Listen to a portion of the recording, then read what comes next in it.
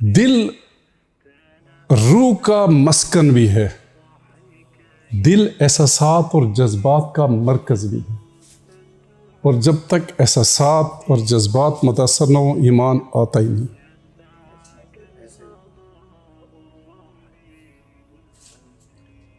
وہ علامہ اقبال کا ایک بہت خوبصورت شعر ہے حضرت ابراہیم علیہ السلام کے اس واقعے کے بارے میں جب انہوں نے آگ میں چھلانگ لگا دی تھی۔ بے خطر کود پڑا آتش نمرود میں عشق،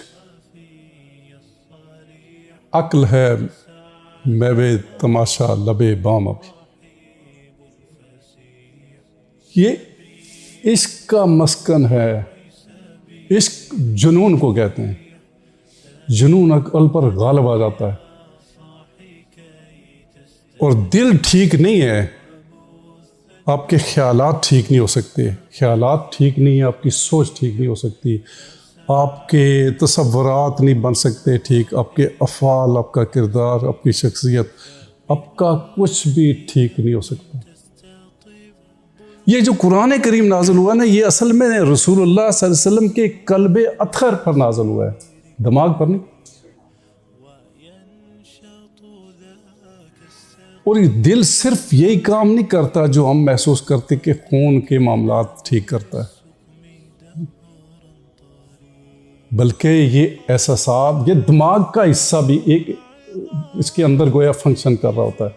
کہتے ہیں دماغ دو طرح کے، ایک حیوانی دماغ ہے، ایک انسانی دماغ ہے۔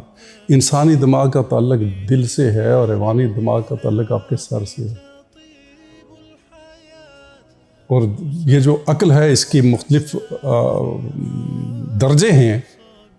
ایک عام ترین درجہ جس کو لب بھی کہہ سکتے ہیں، اس کا عقل کا جوہر وہ دل سے تعلق رکھتا ہے، جس سے بصیرت پھوٹتی ہے۔ آپ بہت دور تک دیکھتے ہیں، حالانکہ آپ کی آئی سائٹ دیوار کے پار نہیں جا سکتی۔ اب دور لمبے لمبے منصوبے بناتے ہیں، پلاننگ کرتے ہیں، حالانکہ منظر آپ کے اس طرح سامنے نہیں ہوتا۔ یہ سب وہ آپ کے دل کی اس بصیرت کی وجہ سے۔